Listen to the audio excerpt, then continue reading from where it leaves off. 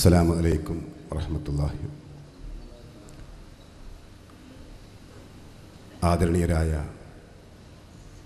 സയ്യിദ് ഇബ്രാഹിം ഖലീൽ ബുഖാരി തങ്ങൾ അവർകളെ, ബഹുമാനപ്പെട്ട കേരള സംസ്ഥാന നഗരകാര്യ ന്യൂനപക്ഷ ക്ഷേമ വകുപ്പ് മന്ത്രി മഞ്ഞളാംകുഴി അലി സാഹിബ്, വേദിയിലിരിക്കുന്ന സമാദരണീയരായ സാദാത്തുക്കളെ, ഉലമാക്കളെ, ഉമറാക്കളെ, പ്രിയപ്പെട്ട സഹോദരന്മാരെ, മഅ്ദിൻ എന്ന് പറയുന്ന പ്രസ്ഥാനം നമ്മുടെ പ്രദേശത്ത് വിദ്യാഭ്യാസ പുരോഗതി ലക്ഷ്യമാക്കി ഒട്ടേറെ പദ്ധതികൾ ആവിഷ്കരിച്ച് നടപ്പാക്കി വരികയാണ്. ആദരണീയനായ തങ്ങളവരുടെ നേതൃത്വത്തിൽ ഒരു വ്യാഴവട്ടക്കാലമായി ഇവിടെ പ്രവർത്തിച്ചു വരുന്ന ഈ സ്ഥാപനം ഇന്ന് നമ്മുടെ സമൂഹത്തിന് ഏതൊക്കെ രീതിയിലുള്ള വിദ്യാഭ്യാസം ആവശ്യമാണോ ആ വിദ്യാഭ്യാസം എല്ലാം മഅ്ദിൻ സമുച്ചയത്തിൽ നിന്ന് തന്നെ ലഭ്യമാക്കുന്ന രീതിയിലുള്ള പദ്ധതികൾ ആവിഷ്കരിച്ച് മുന്നോട്ട് പോവുകയാണ്. വിദ്യാഭ്യാസ രംഗത്ത് വലിയ മുന്നേറ്റം നമ്മുടെ പ്രദേശങ്ങളിൽ ഇന്ന് ഉണ്ടായിക്കൊണ്ടിരിക്കുന്നു. ഈ കഴിഞ്ഞ SSLC പരീക്ഷയിൽ മലപ്പുറം ജില്ലയിൽ 93% കുട്ടികൾ SSLC പാസ്സായി എന്നത് ഏറെ സന്തോഷത്തോടു കൂടിയാണ് നമ്മൾ കേട്ടത്. SSLC പരീക്ഷയിൽ മാത്രമല്ല, +2 പരീക്ഷയിലും ഡിഗ്രി PG പരീക്ഷകളിലും മെഡിക്കൽ എൻജിനീയറിംഗ് എൻട്രൻസ് പരീക്ഷകളിലും സിവിൽ സർവീസ് പരീക്ഷയിലടക്കം നമ്മുടെ കുട്ടികൾ നന്നായി പഠിച്ച് മിടുക്കന്മാരായി വളർന്നു വന്നുകൊണ്ടിരിക്കുന്നു.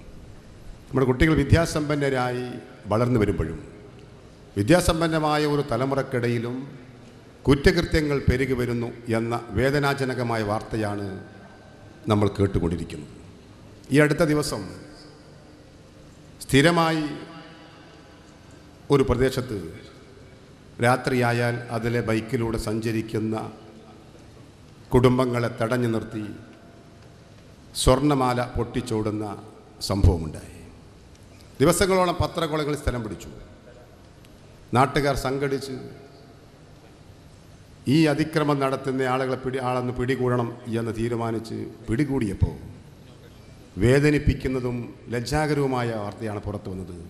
+1 പഠിക്കുന്ന ഒരു വിദ്യാർത്ഥിയാണ് തൻ്റെ ഉമ്മയോളം പ്രായമുള്ള, തൻ്റെ വാപ്പയോളം പ്രായമുള്ള രക്ഷിതാക്കന്മാരെ പോലെയുള്ള ആളുകൾ ബൈക്കിൽ സഞ്ചരിക്കുമ്പോൾ അവരുടെ ബൈക്ക് തടഞ്ഞു നിർത്തി സ്വർണ്ണമാല പൊട്ടിച്ചോടിക്കൊണ്ടിരിക്കുന്നത് എന്ന വാർത്ത പുറത്തു വന്നു.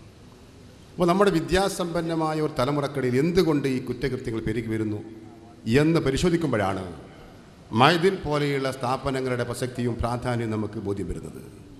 ഭൗതിക വിദ്യാഭ്യാസത്തോടൊപ്പം മതവിദ്യാഭ്യാസം കൂടി ലഭ്യമായിട്ടുള്ള ഒരു തലമുറയ്ക്ക് മാത്രമേ അറിവിനോടൊപ്പം തിരിച്ചറിവുണ്ടാകൂ.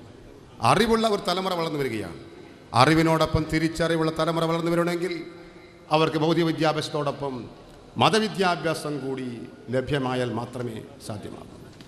ഇവിടെ സ്വന്തം മാതാപിതാക്കളെ തിരിച്ചറിയാത്ത സമൂഹം, അയൽവാസികളോടുള്ള കടമയെക്കുറിച്ച്, സമൂഹത്തോടുള്ള ഉത്തരവാദിത്തങ്ങളെക്കുറിച്ചൊന്നും ബോധമില്ലാത്ത ഒരു തലമുറ വളർന്നു വരുന്നു.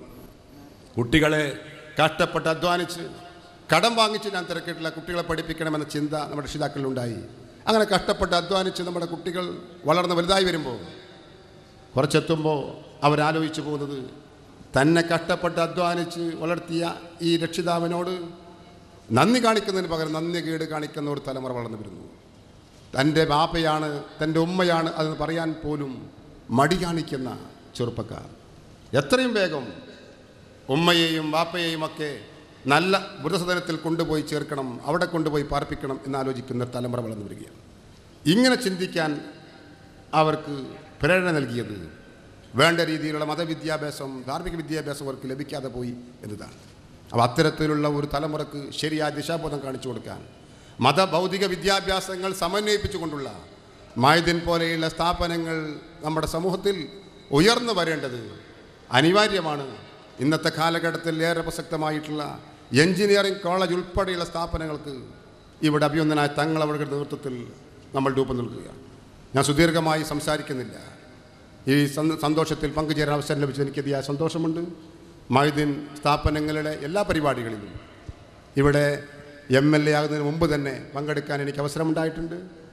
തുടർന്നുള്ള നാളുകളിലും ഈ സ്ഥാപനത്തിൻ്റെ എല്ലാ വളർച്ചയിലും ഒരു ജനപ്രതിനിധി എന്ന നിലയിൽ ഏതൊക്കെ രീതിയിൽ സഹകരിക്കാൻ പറ്റുമോ ആ രീതിയിലൊക്കെ സഹകരിക്കാനും സഹായിക്കാനും വിനീതനായി ഞാനുണ്ടാകും എന്നുകൂടി പ്രിയപ്പെട്ട സഹോദരന്മാരെ അറിയിച്ചുകൊണ്ട് ഈ ചടങ്ങിന് എല്ലാവിധ ഭാവങ്ങൾ നേർന്നുകൊണ്ട് ഞാൻ നിർത്തുന്നു. നിങ്ങൾക്ക് നന്ദി. അസ്സലാമു അലൈക്കും വറഹ്മത്തുള്ളാഹി.